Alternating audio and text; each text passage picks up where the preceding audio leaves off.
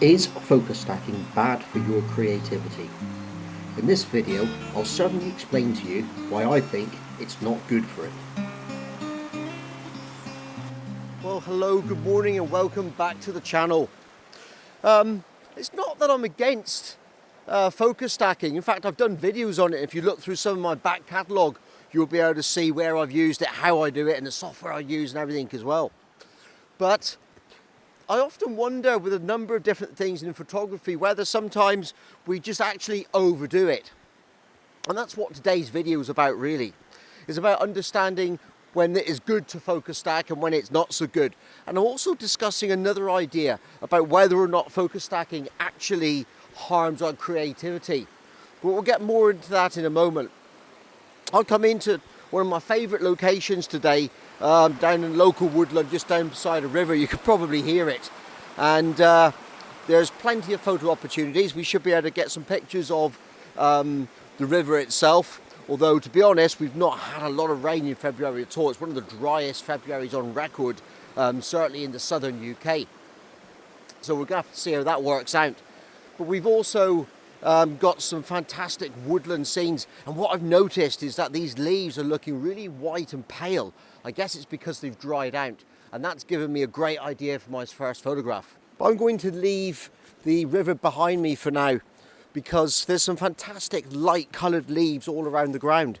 And it's given me an idea for some fantastic woodland photographs. And that's what I'm going to do.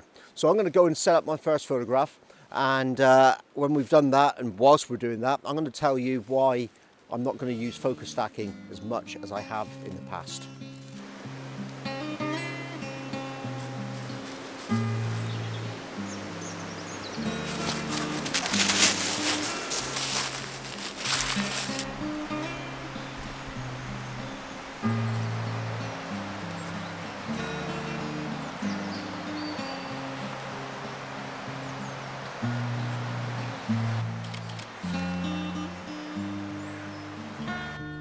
One of the concerns that I've got about using focus stacking all the time is that, is it a creativity killer? Is it become a little bit formulaic, that everybody's talking about it, so everybody's doing it? Do you remember back in the 1980s, if you're of a certain age, where every Jerry Bruckheimer film had a tobacco filter across the sky? It's a bit dated now, it's a bit old, and it was overdone, done time and time again. And gradually things change. And I think we might be on that point with photography now, and I think focus stacking is one of those things which is going to become used less and less. The reason I'm using it less and less is because I'm convinced that it does actually kill my creativity a bit. Rather than working out photographic problems with photographic solutions, I'm grabbing the easy route, the software, the technical. Rather than exercising what's up here in my mind and what I can do creatively, I'm actually more thinking about how I can get out of this with a technical solution. The photograph that I've just set up could quite easily have been done using focus stacking. I could have gone in with my 24-105 lens, got in much closer to the subject, photographed, taken a number of different images, and then put them all together inside of Lightroom or a Helicon Focus or something like that. But that would have been the easy way out, and it may not have resulted in such a good composition. Now, this isn't a fantastic image, but I wanted something to use that demonstrate to you what I'm talking about. So I've set this photograph up using the longer lens. In fact, I'm shooting at, well, let me have a look. I'm shooting at about 190 to 200 mil on the camera. And that's enabled me to get in close to my subject. It's enabled me to separate the background from it. And because I'm shooting at f5, I'm going to have the subject in focus, the background's out of focus. Hopefully, some of that foreground's going to be out of focus as well. And that's going to give me the separation that I want. There's lots of other ways of doing this image, and I think this is the more creative solution, and another case for not using focus stacking. Another case for using a bit of what's up here and seeing what you can do. Let me talk you through this image on the back of the viewfinder. So let's talk about this photograph and this setup that I've actually got. No, stay. Ruby wants to go and play. So let's talk about this composition. I'm going to crop this when I get it back home to a 4x5 because I think it's going to work much better. But I've put the camera in the portrait format. It fits the main subject better. And I'm focusing on the center of the subject. And what I'm also doing is I'm including the two trees in the background on the left and right hand side, because I'm going to use them as a little bit of a vignette to direct your attention into the main subject. And then down in the foreground there's a little bit of out of focus leaves and everything in the foreground, which is going to look really nice, and the background's really blurred and out of focus as well. I'm not 100% sure yet whether I'm going to convert this into black and white when I get it back in the computer. I don't think I will. I think it might be a little bit too samey in terms of tonal ranges, but we'll have to see, because I might be able to do something with it. Now, it's not a fantastic image, it's not going to win any awards, but photography's not all about that. Nobody ever said that you have to go out of your way to take photographs that were going to win compositions. This was an old dead tree stump. I enjoyed looking at it, I liked it, and I wanted to photograph it and capture it as part of my journey and part of my time out here today in the woodland. Nobody ever said either that everything has to be sharp, so take your photographs the way you want to, and I think you'll be much happier for it. I'm going to go and find my next composition. I've got something in mind that I've wanted to do for some time. We'll go back and repeat, and I think the water levels might be just right to do that now if it works out well. So I'm going to pack up, move on, and I think it's time for a cup of coffee and a bit of breakfast as well.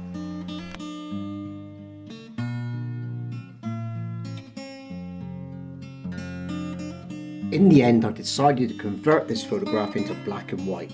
I think it strengthens and simplifies the image. The soft foreground and background with the trees flanking either side worked out exactly as I expected.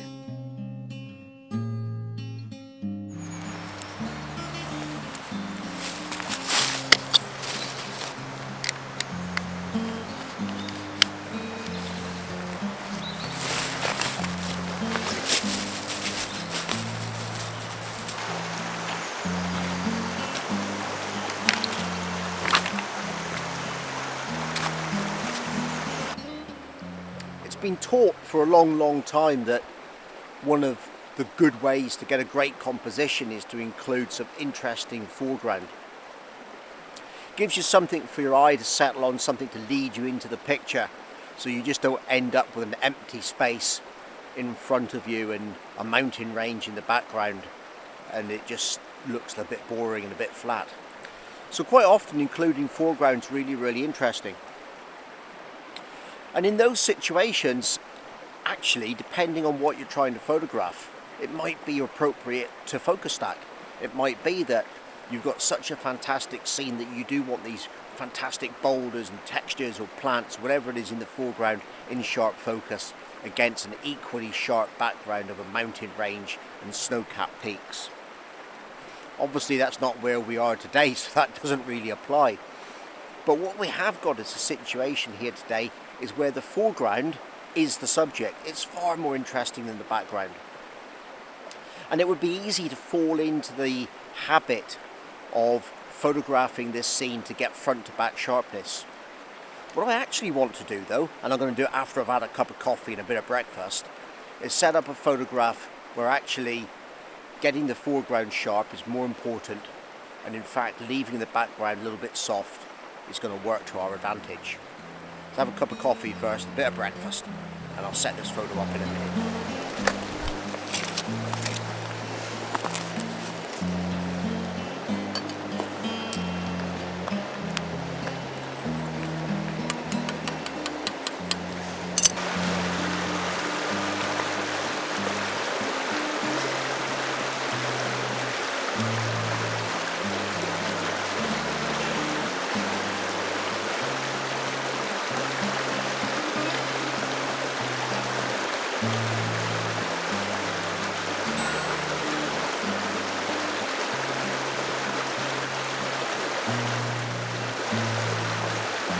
I really like the way that this water is flowing away from me.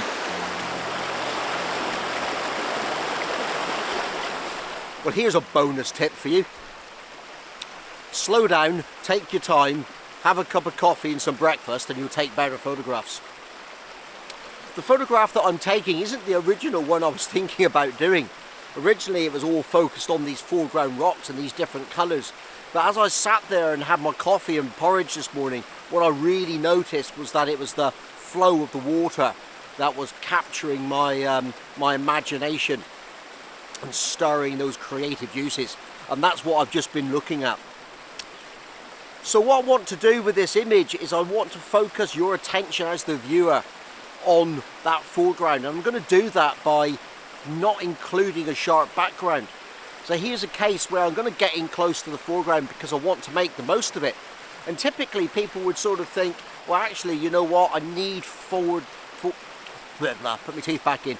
I need background to foreground sharpness, and I need to do something to make sure that's right. And in this case, the only way to do it probably would be to use some form of focus stacking. But we're not going to do that, because let's think about it. Let's think about creatively what the message is. It's about the flow of the water away and into the background. It's not about the background, it's all about the foreground.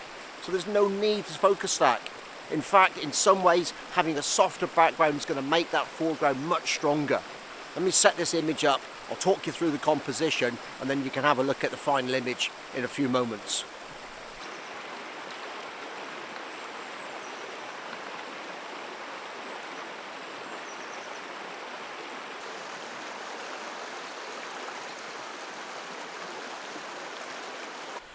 So I'll set the camera up nice and low down to the surface of the water, not too low, but low enough so that the foreground is really quite dominant.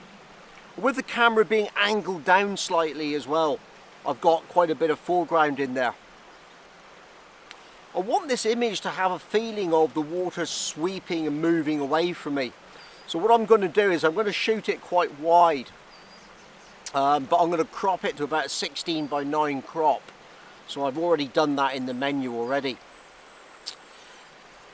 So what that's left me with is a slither of background, quite a lot of foreground, and the water flowing past. Now at the moment it's set up at about 50th of a second at f4 because I've just been shooting some viewfinder video. So I'm going to take another number of images in a minute at different shutter speeds to see which shutter speed I like the most. But the most important part about this is where to focus, because I want the background to be blurred. It doesn't have to be really madly out of focus, but I just want it soft. So the most critical part of this image is where that water is flowing over the rocks in the foreground. That needs to be pin sharp. So I'm going to focus on that, and I may even take a few other images with the focal point working back towards me, and I'll pick one that gives me acceptable sharpness for the foreground and not worry about the background at all. I'm going to shoot at about f4, so I may have to put on some neutral density filters. I may even try a polarizing filter in a minute just to see if taking some sheen off the surface of the water works better. But in this case, I think it might kill the photograph completely. So I'm going to do those things, and then I'll show you the final image and you can have a quick look and see what you think about it.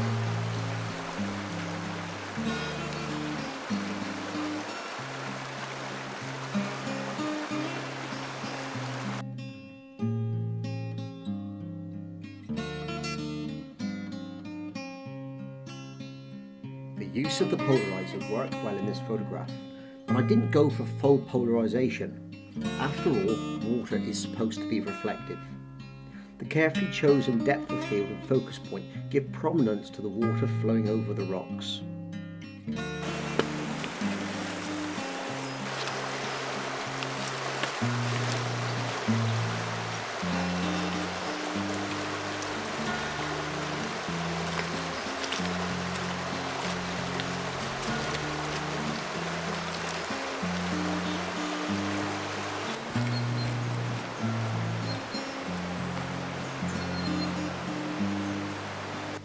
Really struggling with this segment of the video because I can't quite put the words together. When I planned the video, I knew exactly what I wanted to say and what I wanted to get across. But the more I talk about it, the more I come to realise that I feel a little bit hypocritical. I wanted to produce a video for you about why you shouldn't focus stack. The reality of the situation is that there's no reason why you shouldn't focus stack. It's just whether you should focus stack is the main point of the video. There are many situations in which focus stacking works, and it works really, really well. And I've produced a number of videos where I've used focus stacking and it's worked and it's saved the day and enabled me to create images that I would not otherwise be able to create. So why am I now avoiding it? It comes down to your style of photography, and it comes down to why you're out taking your images. And I think as you mature as a landscape photographer, those things change. What I look for now is things which really get me excited outside in nature. And then I look at the best way in which I can photograph those things. And I don't want any sort of technical problem. And focus stacking isn't easy, let's face it. I don't want anything technical to get in the way of me recording the things that I want to record. Let's have a look at this next photograph.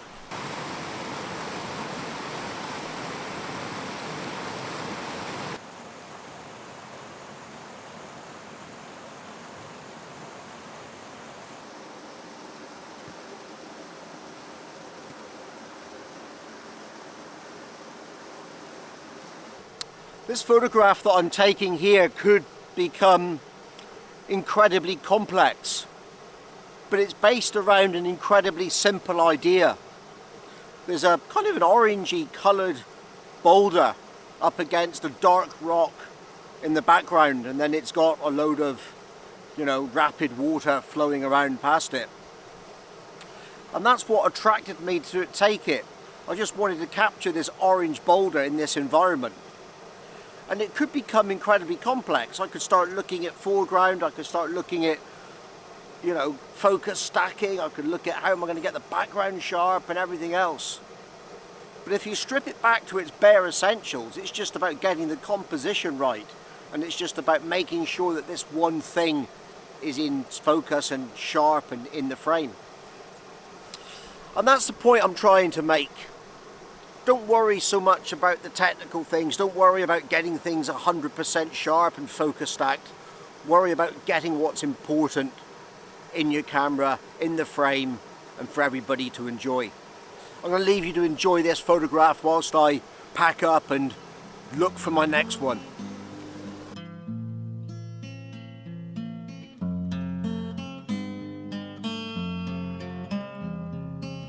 This is a very simple image, a simple burst of colour in a green world. I chose to leave space around the main subject, and once again the soft foreground and background helped focus the viewer's attention.